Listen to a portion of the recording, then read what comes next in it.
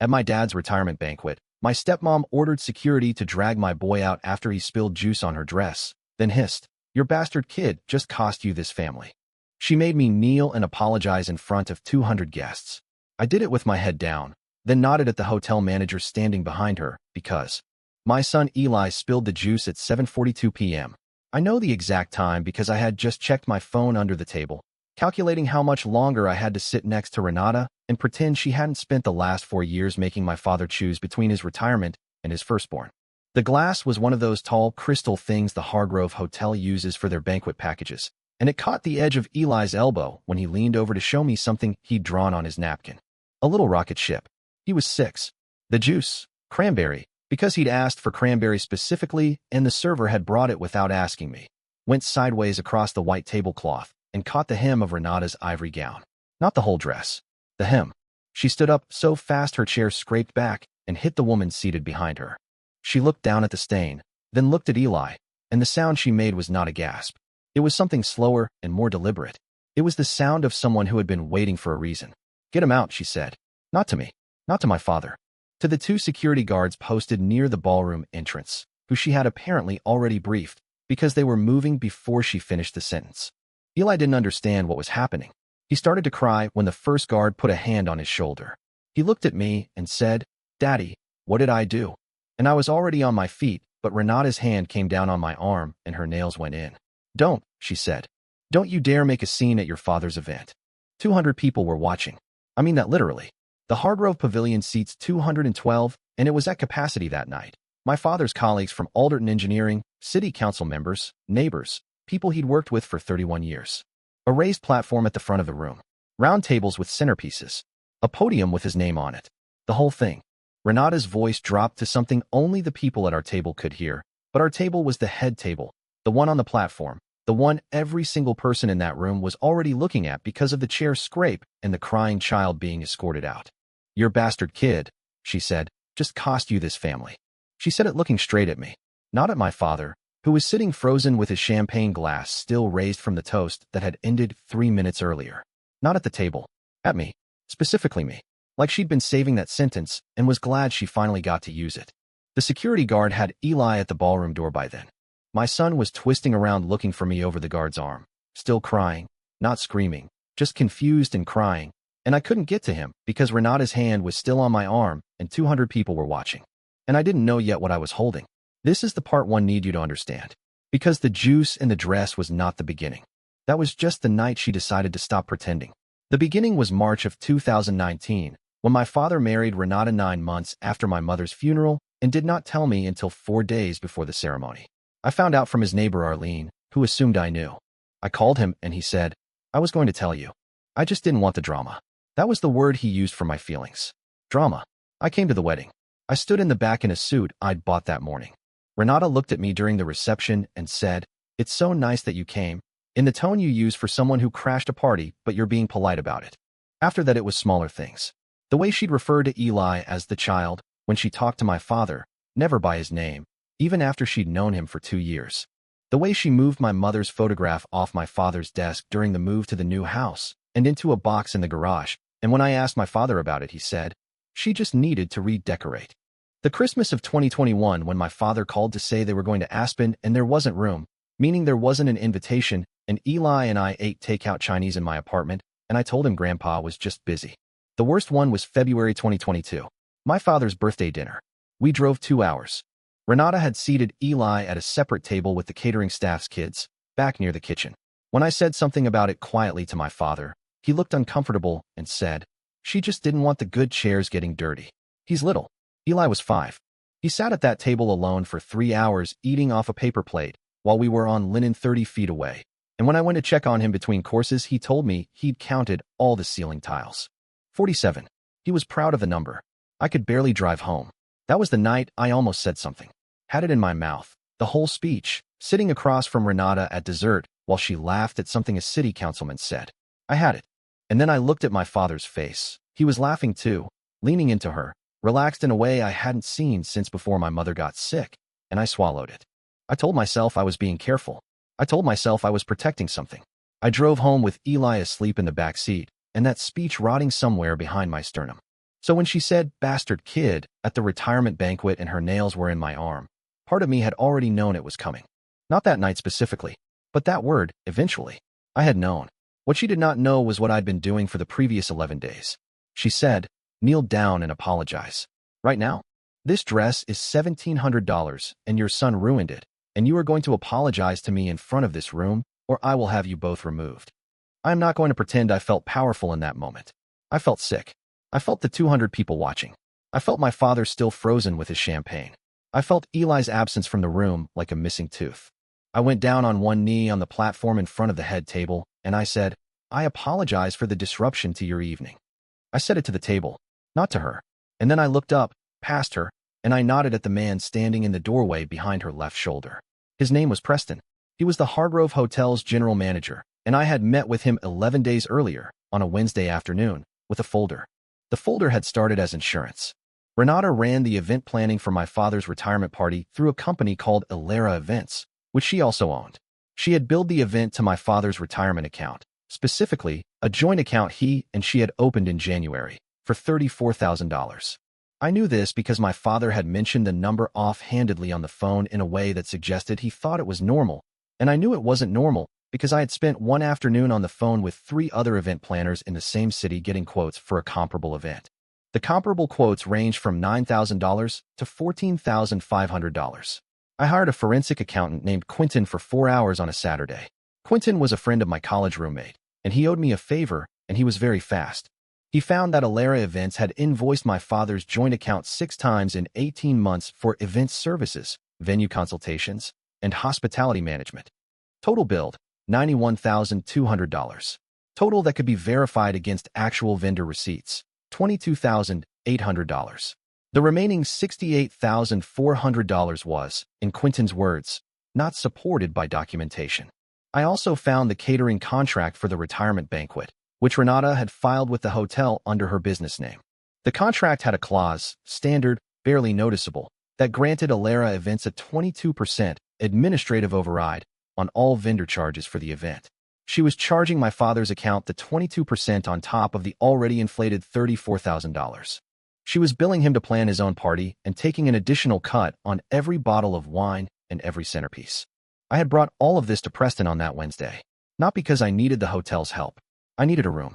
Specifically, I needed the hotel's AV system, which Preston controlled, and I needed him in that doorway at 7:45 p.m. on the night of the banquet. He was there. When I nodded at him, he picked up his radio. I stood back up from my knee. Renata was already turning to face the room, satisfied, smoothing the front of her dress. My father had finally set down his champagne.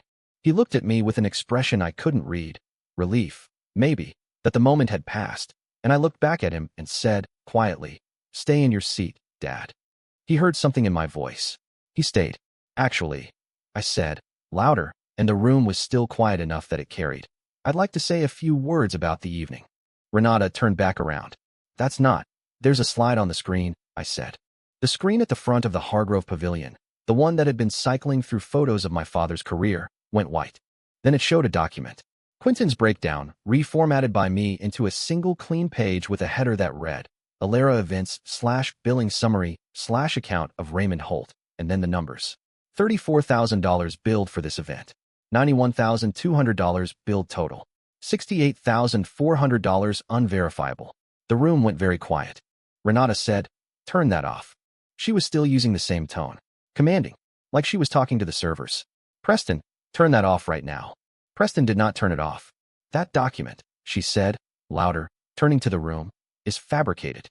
This is a personal attack. This man has been trying to destroy this family since the day. The invoices are in the hotel's file," I said. "You filed them here under your business name. Preston pulled them this afternoon." She stopped. Her mouth stayed open.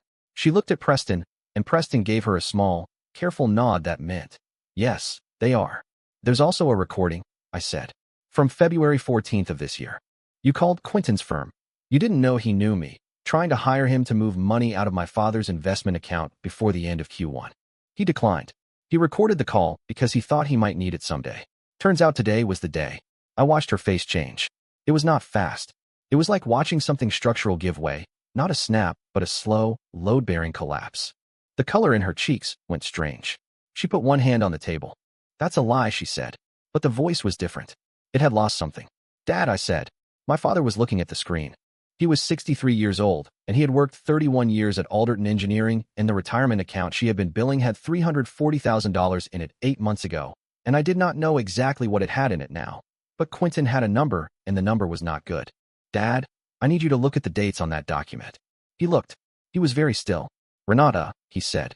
He said it the way you say a word when you're testing whether it still means what you thought it meant. Ray.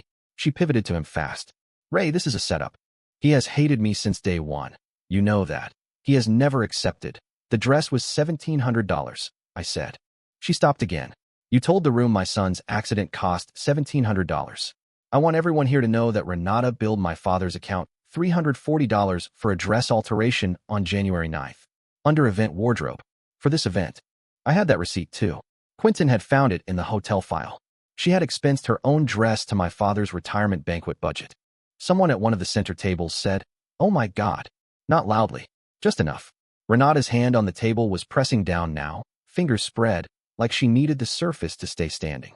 I want that screen turned off, she said, and she was looking at Preston, but her voice had gone thin, and Preston was looking at a spot slightly above her head and not moving. Your bastard kid just cost you this family, I said. Very quiet. Just to her. She flinched. That's what you said. 15 minutes ago.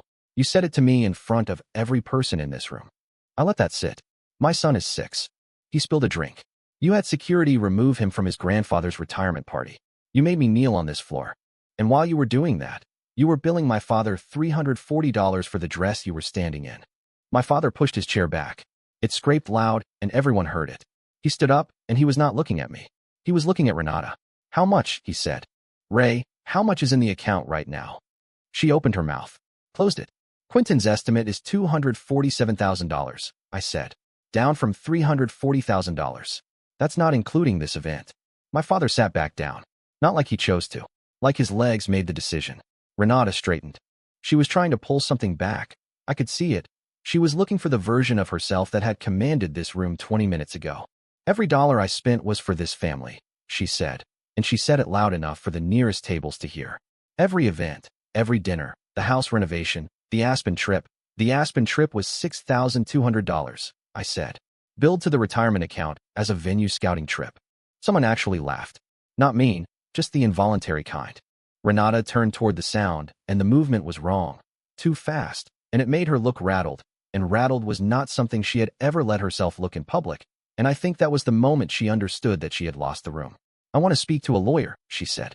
She was still standing, but she had moved slightly behind my father's chair. That's a good idea, I said. She looked at me, and her eyes were doing something I hadn't seen before, moving too quickly, checking the tables, checking Preston, checking the door. You planned this, she said. You came here tonight to do this. I came here because my father worked 31 years, and he deserved to have his son at his retirement party. I walked off the platform. I went to the ballroom doors, where the security guard had brought Eli back inside. Preston had radioed him when the slide went up, and Eli was standing there with a smudge of dried tears on his face, and his little rocket ship napkin still in his hand. I picked him up. He put his face against my neck. I didn't look back at the platform. I didn't need to. The room was already doing it for me. I could hear it. That particular sound of 200 people deciding something collectively, chairs shifting, voices dropping low, the specific quality of silence that a room full of people makes when they are looking at someone and not looking away. The next 5 days were not quiet. My father called me the morning after from his cell phone, not the house line, which told me something. He was at a hotel.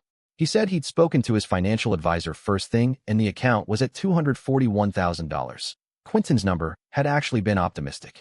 He said he was getting a separate attorney from the one he and Renata shared, and that he'd be contacting the one they shared to request an accounting of all transactions.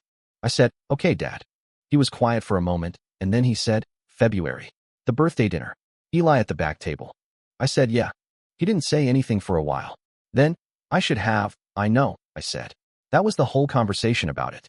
I'm not going to pretend it fixed everything, because it didn't, and I'm not going to tell you my father and I are suddenly close the way we were before my mother died, because we're not. But he called. From his cell phone. Before 8 a.m. That counted for something. Renata's response to the financial inquiry was to hire the shared attorney to argue that her event planning services were legitimately valued at market rate, and that my father had approved all expenditures. The attorney sent a letter to that effect on a Tuesday. On Thursday, 3 of the city council members who had been at the banquet, men my father had known for 20 years, reached out to his new attorney directly to say they had witnessed the events of the banquet and would be willing to provide statements. They had also, apparently, done some talking among themselves, because 2 of them sat on the board of Alderton Engineering's pension trust, and there was a question about whether Renata's event planning company had done any work for the trust's annual gala over the previous 2 years. It had, $18,000 worth. That became a separate matter, not mine. I stepped back from it.